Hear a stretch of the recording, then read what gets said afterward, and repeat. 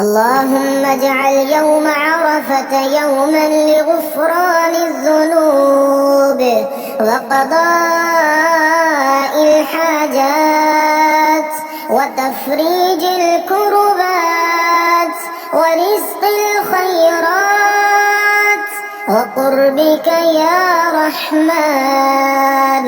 اللهم في يوم عرفة نسألك قلبا خاشعا ولسانا ذاكرا وعملا صالحا ورزقا واسعا وقبولا في الدنيا والآخرة.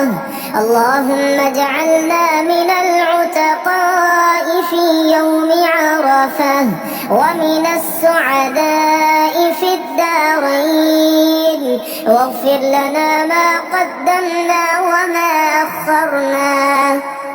اللهم إني أسألك في يوم عرفة أن تيسر لي كل أمر صعب، وأن تفتح لي أبواب الرحمة والبركة، وأن تكتبني من الصادقين. اللهم اجعل دعائي في يوم عرفة لا يرد، وارزقني فيه ما تتمنى النفوس وتقر به العيون.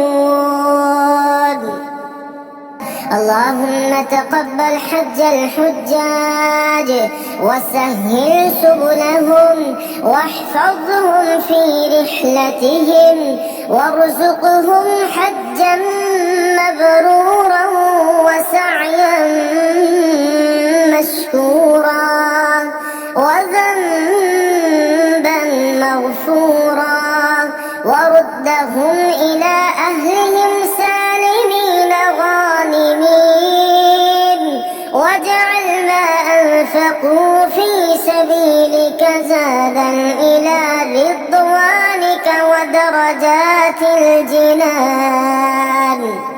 الله أكبر الله أكبر الله أكبر، لا إله إلا الله وحده لا شريك له، له الملك وله الحمد وهو على كل شيء قدير. الله أكبر الله أكبر، لا إله إلا الله والله أكبر، الله أكبر ولله الحمد. الله أكبر كبيرا والحمد لله كثيرا وسبحان الله بكرة وأصيلا. اللهم هذه أيام عظيمة فضلتها ورفعت قدرها وأقسمت بها في كتابك، فاجعل لنا نصيبا في كل خير فيها، وارزقنا فيها ذكرك وشكرك وحسن عبادتك. اللهم اجعلنا فيها من المستغفرين بالأسحار ومن المقيمين للصلوات ومن المبتهلين بالدعاء ومن المتصدقين ومن الذين تقبلت أعمالهم ورفعت درجاتهم. لبيك اللهم لبيك، لبيك لا شريك لك لبيك، إن الحمد والنعمة لك والملك لا شريك لك. لبيك اللهم لبيك، لبيك لا شريك لك لبيك، والنعمة لك والملك لا شريك لك لبيك اللهم لبيك لبيك لا شريك لك لبيك إن الحمد والنعمة لك والملك لا شريك لك. اللهم اجعل عيدنا عيدا مباركا مليئا بالرحمة والفرح والمغفرة، واجعلنا فيه من المقبولين المفلحين، وسعدنا فيه بذكرك، وفرحنا بطاعتك، وارزقنا فيه عتق الرقاب وقبول الأعمال والقرب من أحبتنا في الدنيا والآخرة. الله أكبر الله أكبر لا إله إلا الله والله أكبر الله أكبر ولله الحمد. الله أكبر الله أكبر لا إله إلا الله والله أكبر الله أكبر ولله الحمد. اللهم انصر إخواننا في فلسطين وكل أرض يقاتل فيها الظلم والعدوان، وكن معهم بنصرك وعزك وتأييدك، وارفع القهر والعدوان عنهم، واخذل من ظلمهم، وارزقهم الصبر والثبات والنصر والتمكين.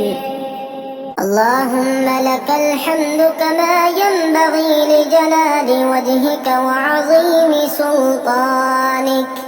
نحمدك ونستغفرك ونتوب إليك، ونؤمن بك ونتوكل عليك، ونثني عليك الخير كله. نشكرك ونكفر من يجحد نعمتك. اللهم أنت نور السماوات والأرض، أنت الرحمن الرحيم، أنت الملك القدوس، أنت السلام، أنت الغفور الرحيم. نبوء إليك بذنوبنا فاغفر لنا، إنه لا يغفر الذنوب إلا أنت. اللهم صل وسلم وبارك على سيدنا محمد وعلى آله وأصحابه صلاة تفوق كل صلاة وتفوق الخلائق في كل لحظة ونفس، عدد ما وسعه علمك وملء سماواتك وأرضك. اللهم اجعلنا من الذين يتبعون سنته ويسلكون طريقه ويحشرون في زمرته ويرضون من حوضه ويسكنون معه في فردوسك الأعلى. اللهم هذه أيام عظيمة فضلتها ورفعت قدرها وأقسمت بها في كتابك، فاجعل لنا نصيبا في كل خير فيها، وارزقنا فيها ذكرك وشكرك وحسن عبادتك. اللهم اجعلنا فيها من المستغفرين بالأسحار ومن المقيمين للصلوات ومن المبتهلين بالدعاء ومن المتصدقين ومن الذين تقبلت أعمالهم ورفعت درجاتهم. اللهم ارزقنا في هذه الأيام رزقا حلالا طيبا واسعا تغنينا به عمن سواك، واجعل قناعتنا فيما رزقتنا وبارك لنا فيه، واجعلنا من الشاكرين، وارزقنا رزقا لا فقر بعده ولا حاجة تذلنا ولا دينا يحزننا، وافتح لنا أبواب رزقك من حيث لا نحتسب. اللهم اقض حوائجنا ظاهرها وباطنها، وقربنا من كل خير وابعدنا عن كل شر، واجعل حاجاتنا مقضية ورغباتنا مرضية ومطالبنا مسرورة، وفك كروبنا وسد دين المدينين، واشف مرضانا وارحم موتانا، واجعل لنا من كل ضيق مخرجا ومن كل هم فرجا ومن كل عسر يسرا. اللهم ارفع البلاء عن المساكين، وأطعم الجائعين واكس العارين، واكف المقترين، وكن للمهجرين والمضطهدين نصيرا ومعينا، وجاز كل من أعان المعوزين وبذل في سبيلك ماله ووقته.